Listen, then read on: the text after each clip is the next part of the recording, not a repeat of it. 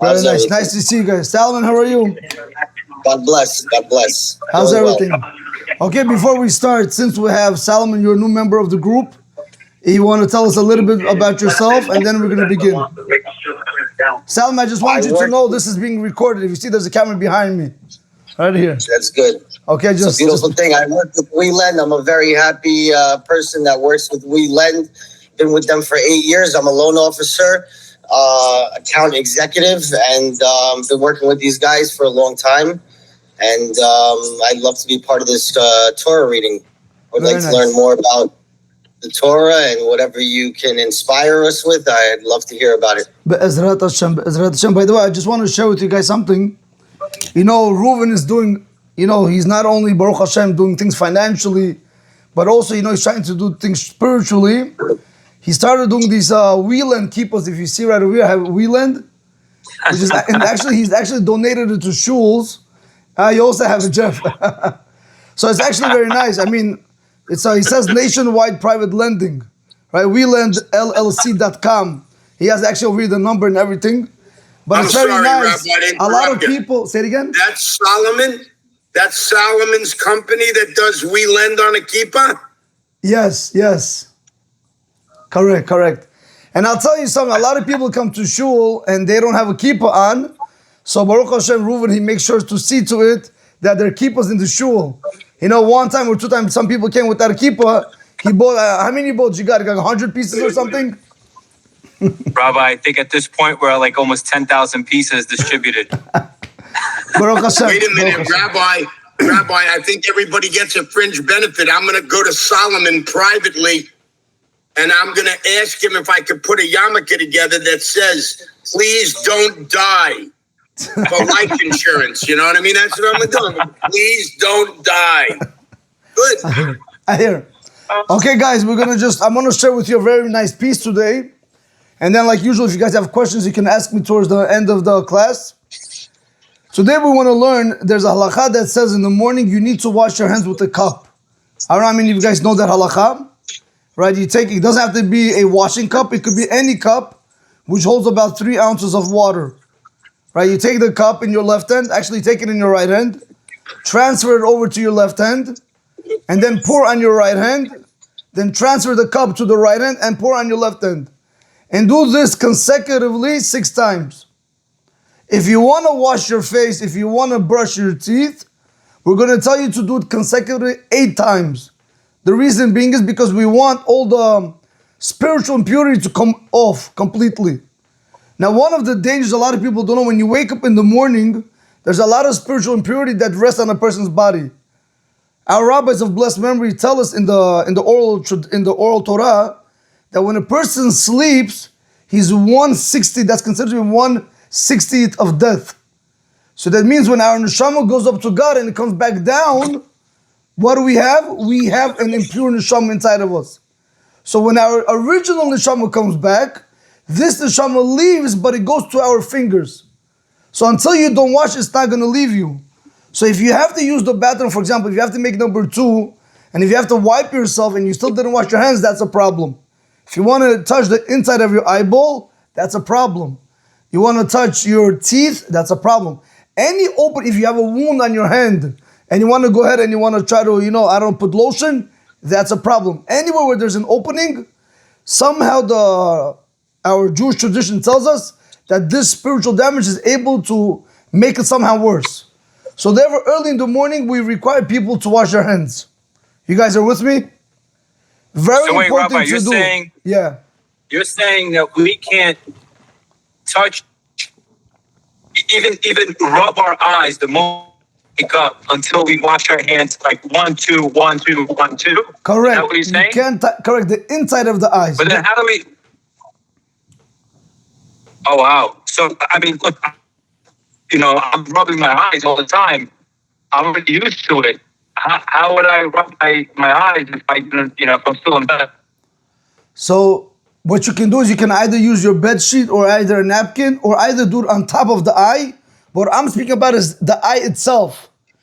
Any opening you should not touch. Not your ear opening, not your nose opening. Any opening you should not touch. Yisrael, you with me, Yisrael? Yes, Salman, this is clear? Now, Yes. now that we know that there's an obligation to wash our hands, and by the way, I want to tell you, later on, hopefully we're going to see that if a person does not wash his hands, there's a lot of things that can come on him which are not good. You see, sometimes people, they lose their mind. It's because they don't wash their hands. You know, you see a normal person, he should act normally, but he's angry and he's out of place and nothing goes right for him. Why? Because of the spiritual impurity that's on his hand. He has to get it out of him. So that's why it's very important in the morning to wash your hands, especially if you have children. Even from day one, you should educate them or take the baby and wash the child's hand to make them pure. My wife does it every morning. Yes, it's very, very important. It actually makes a very, very big difference in how the children how they grow up tomorrow.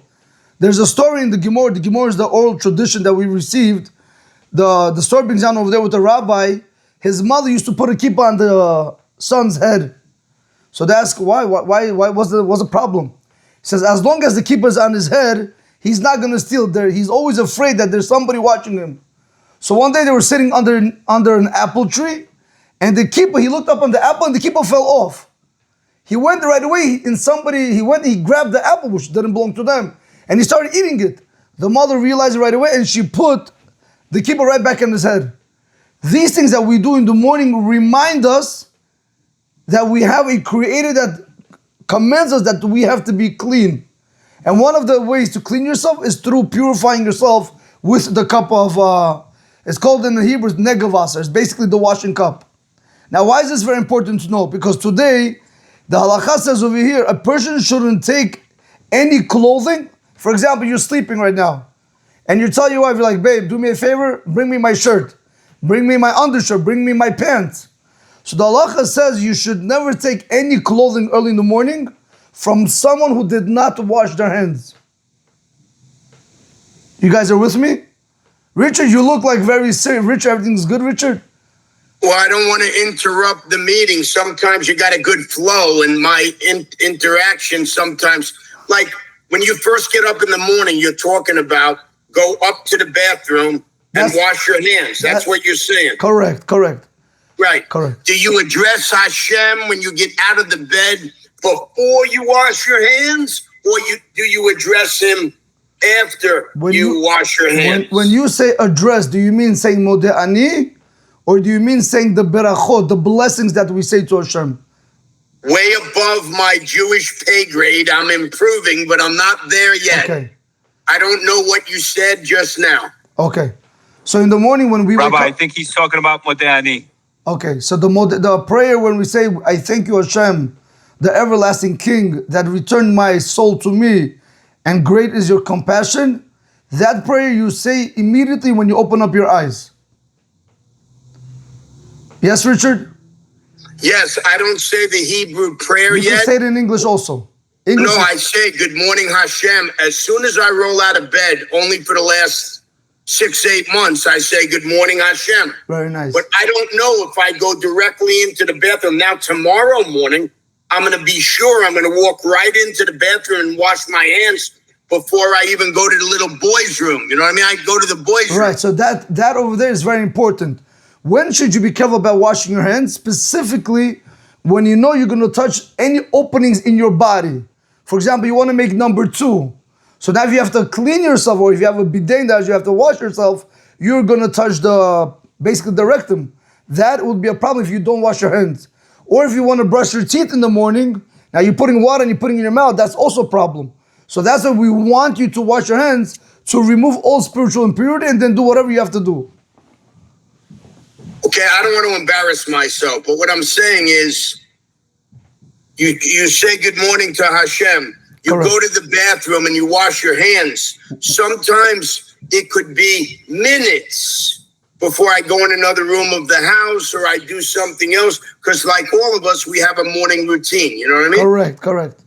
So what you're going to do is, Richard, so I'm going to tell you my thing. When I wake up in the morning, I'll say thank you, Hashem, correct?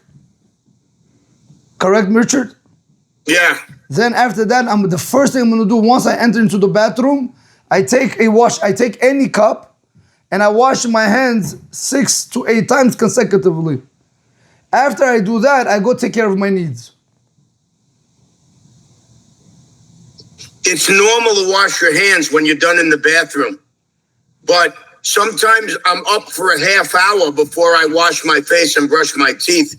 I don't want to seem inclement to you gentlemen, but I'm pretty into health and clean. You know, I'm pretty clean. But yeah, sometimes it could be an hour sometimes before I brush my teeth, wash my face. That's my routine. Sometimes I do the old man walk. I walk right out of the house and do some exercise. Right. So I don't put on tefillin until it's light. The light cracks up a little bit. I hear you. So the best thing to do, Richard, is when you wake up in the morning, the faster you're able to get the spiritual impurity off of you, the better it is.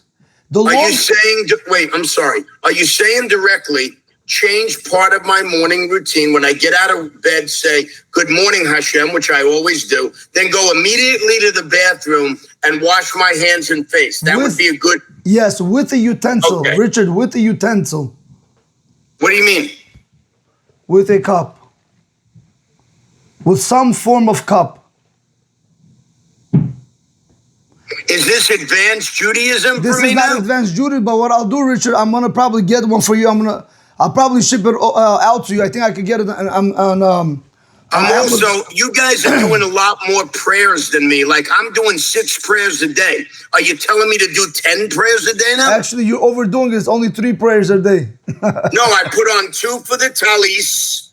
That's talit, and that's right. That's tefillin and talis. 2 of them. Yeah, I put up the talis goes before the tefillin. Remember, Jack's guilty because he's my teacher of all of this. You know what I mean? That's fine. Richard, give me 1 second. I was just trying to reach my wife. She's not picking up. Give me 1 second. I just want to show you what we use. 1 second. It's very important. 1 second, guys. So Rich, I'll tell you the way I do it. I do it. The moment I wake up, I say Modani, which is like literally maybe a sentence or 2 sentences long. Just the good morning version of Hashem, right? You're just thanking Hashem for giving you back the soul. Right after that, I go. Ruben, do you say that before putting on a kippah?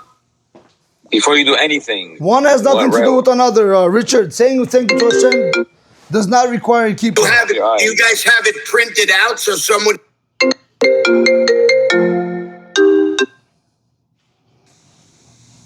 Jack will send it to you. So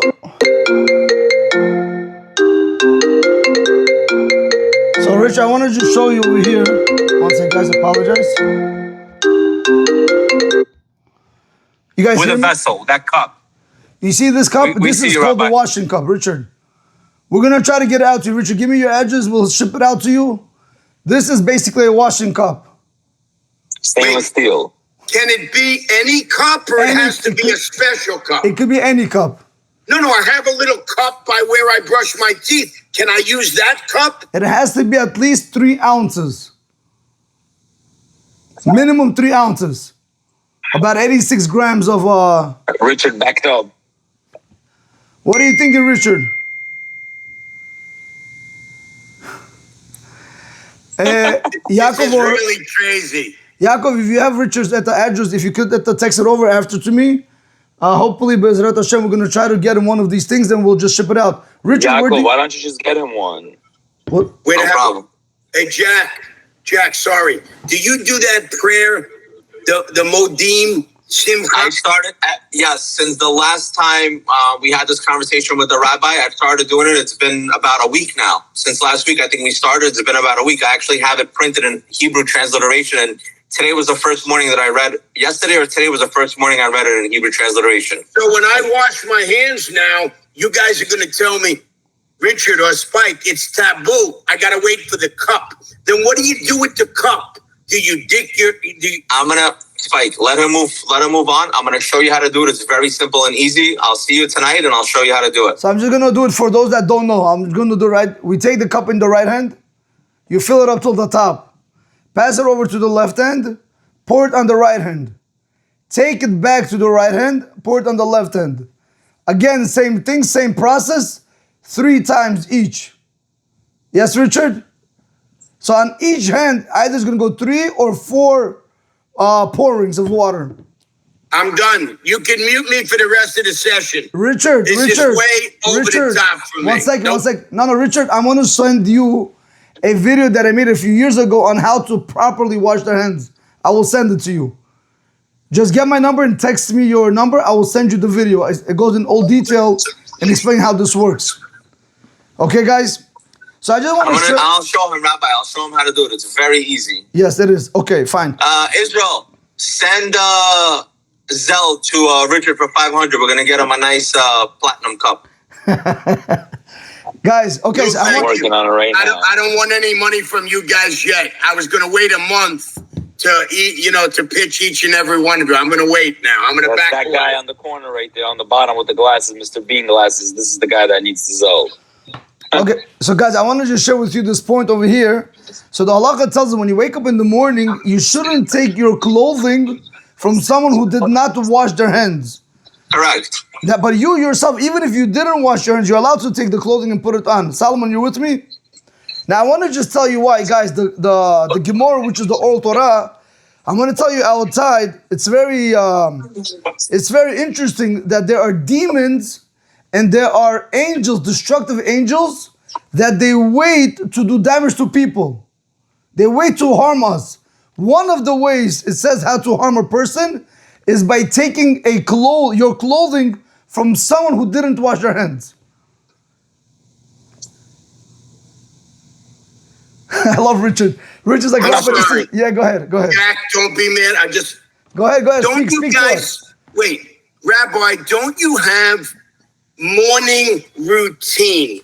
Someone could go, number one, say good morning to Hashem. Number two, go to the bathroom and use the cup. I want someone to send me the 6 or 8 things you do so I can continue to try to get the consistency. You know what I mean? Beautiful. I will do that for you, Belinader. I will make just text me at, Yaakov, you have my number, just text me his number and I'll make a clip and I'll send it over. And send your social security and your credit card too. Right, yeah. And if you want checking on my phone, Israel, you're the only one. You can have the key to whatever I have. If you want if you want my Zelle number, Jigari, what's your phone number, Jigari? Okay, Rabotai, I just want to share with you. Okay, so that was the halakha for today. I want to just share with you. We know in the morning, I hope we know, right in the morning, how do we accept Hashem to be our king in the morning? Salman, what do? We say Shema Yisrael, Hashem Elokeinu, Hashem Echad, correct?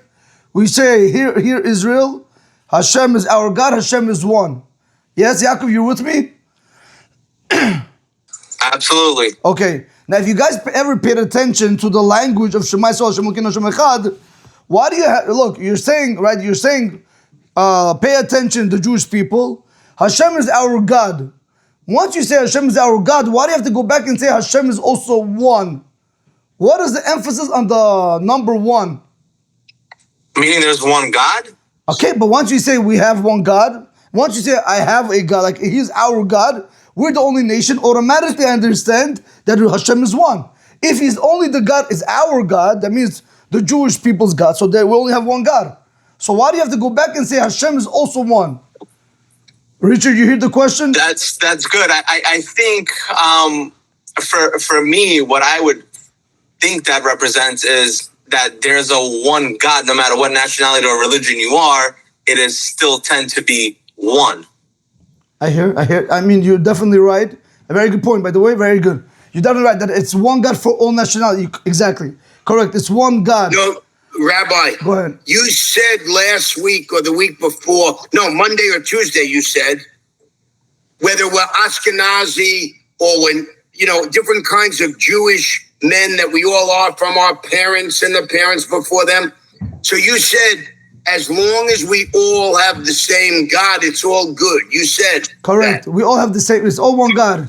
Everybody, there's only one God in the world. There's no two gods. Yo, my brother. Yeah. But the question, what I'm asking is, if we, the Jewish people, say we're already saying that Hashem, you are our God, so we know that there's only one God. Why you have to go back and repeat Hashem Echad? Why do you have to say again, Hashem is one? You guys hear the question? So I'm going to just put it to you like this. When we say Hashem is one, we're basically saying like you guys wanted to say that there's no second power in command. There's only one power. But you should know, Rabotai, where is this one power? Where is this oneness of God? Where is it? In the heaven? Where? Where is it? It's a good question. Where is it? Everywhere. So it's everywhere. That's why when you take the word Echad, it's spelled Aleph, Chet, Daled. Aleph is the numerical number is 1. Chet is numerical number is 8. Daled, the numerical number is 4. Echad, from the word Echad, Aleph is 1. That means there's one God. The letter Chet, which resembles numerical 8. There are 7 heavens and 1 earth, which is 8. And then Daled, the 4 corners of the world. Which means to say that there's no second power, not in the heavens, also not in the earth. But there's something else that we don't realize. The Echad, because when you're saying Shema Yisrael Hashem Echad, when you're saying that one, you believe that Hashem is in heaven one, He's one on the earth, but do we believe that Hashem is one in my life? That any struggle that a person goes through, Chas v'shalom, any success that anything that happens, it's all one. It's all from Him and only from Him. That's it. And that's one of the things, again, we keep on emphasizing this, but this is something we have to go ahead and we have to make it real. We believe that there's a God in the world and He runs this and He runs when people die, but do we believe Hashem is also one when we Chas v'shalom fall? Do we believe that God is also one when we succeed? That He's the one and only one that makes us... Sorry, Rabbi, this is fantastic. It's perfect because the school that I come from says God is either everything or He is nothing. And God is everything. And what you're saying is Hashem is in each and every one of us, as we all know. Correct. He's in my heart. But yes, I feel more connected to Him through 3 or 4 little 15, 20-minute sessions with you guys. So if doing all these other rituals, even with Ruben and you suggesting the washing of the hands and all this other stuff, when I add it all, if I'm going to have more reliance and faith on Hashem, I'm going to do it. Correct. That's it. And I'll tell you, Richard, one of the things when Israel people beat themselves up is whenever they, when something doesn't go your way, you become upset. I'm speaking about it right now. When a person sins, God forbid, right? For example, a person fell in a certain sin. Yeah, I had a guy, he said God forbid, he slept with a girl he was not supposed to. Whatever, he felt really bad. We can't only believe that when things are good, that is God. Even when things are not good, God also wanted us, that to be the springboard for us to be able to succeed. That's why He made you fall to be able to go back up. But what do we think? That's not, no, on the contrary. Everything, the good and the bad is Hashem. Well, Hashem forgives us if we're trying to get to a better place, even in sin. Correct. But if we're not, that's an issue, That is a very big that is a very big issue. Okay, guys, if you guys have any questions, I'm open to questions. If not, this is the one halacha and one point that we spoke about. And by the way, what we spoke about now was the third point that we're trying to remember. How can we always place Hashem in front of us? How do you place Hashem in front of you? By remembering Hashem is in heaven, He's one in heaven, He's one in earth, excuse me, and He's also one in my life. Whether it's good, whether it's bad, He's the only one that does everything. And this way you're able to always program that there is God in your life. And it's very important. People don't realize. If you see today, a lot of people, unfortunately, they're, guys, you guys see me religious now, but before like 21, I went to PS 117, 217, I went to Hillcrest Jump Bound, I went to Farcels High School, I finished St. John's. So I've been in that world where, unfortunately, I had a lot of friends, Black, Spanish, Chinese, American, you name it, I had it. And unfortunately, a lot of them, they wouldn't be able to find peace in their life. What would they do? They would turn to drugs, alcohol, drinking, girls. If you don't have God in your life, you could have everything, but you have nothing. But if you have God in your life, even if you have nothing, you have everything. This is a very, very big statement. If you guys have any questions to ask, and I guess if not, this is, I guess I'm going to see you guys Monday. Since we started the class over here, already for 2 days, I also been saying Modeh in the morning. Beautiful. Since I wake up, so. Beautiful. Can I ask you a question? Amazing. What a tzaddik you are. No. 1 second, Rich, I'm so sorry. Israel, can I ask you a question? You have little children? Yeah, I got 2 small girls. Okay, how old is your? Okay, just tell me any age. What's the youngest one? 6. When you do something for your youngest child and they say thank you to you, how do you feel? I feel amazing. It's the feelings about you'll do anything for them. Hashem says all you have to do is just thank you. Hashem doesn't need anything from us, but at least thank me for the things that I do for you in your life.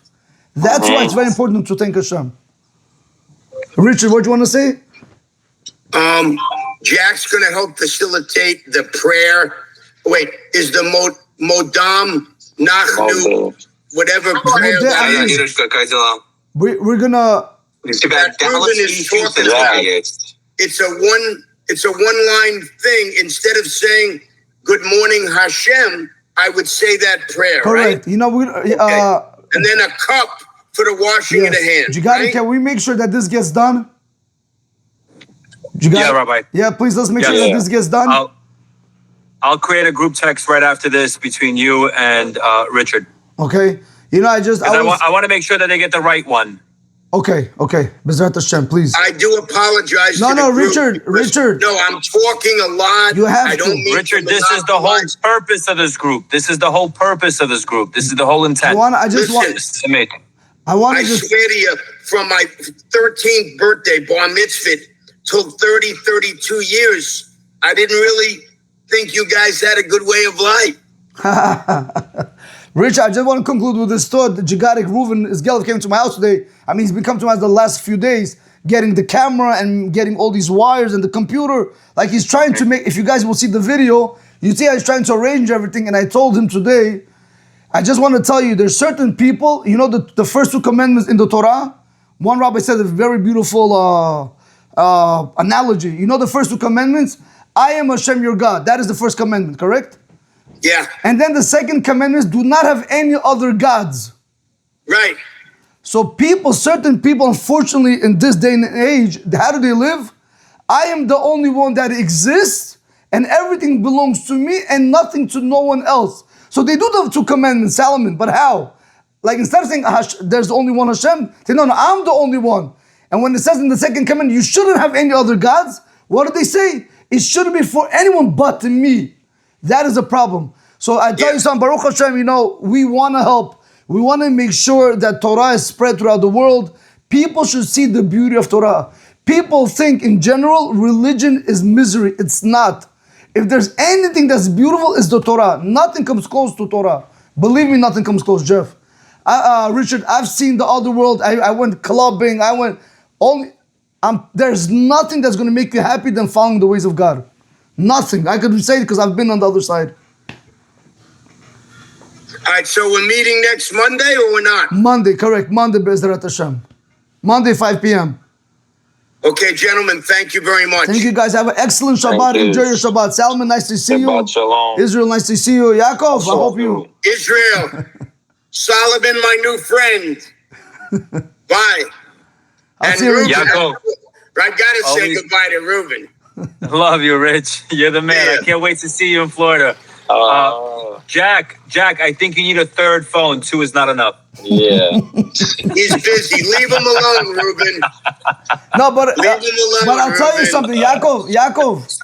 I don't want to get into this right now, but just to be while you're learning, and still you're busy and you take time out, this is the greatest satisfaction that could be brought to Hashem. You're busy. Thank you. I really appreciate it.